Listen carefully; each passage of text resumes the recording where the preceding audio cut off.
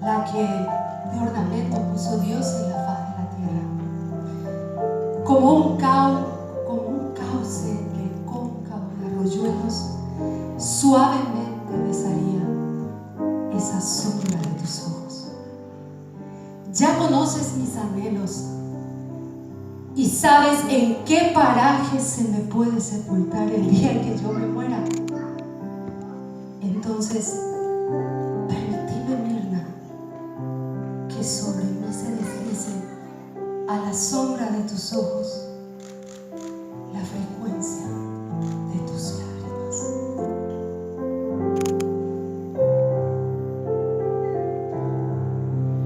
Sab'an baikatune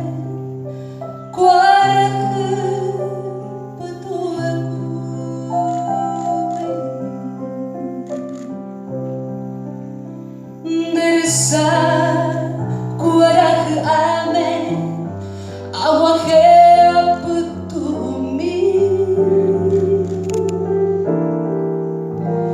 dejavi temakusheve isatiu pupubahina amambairo kuaputebe resa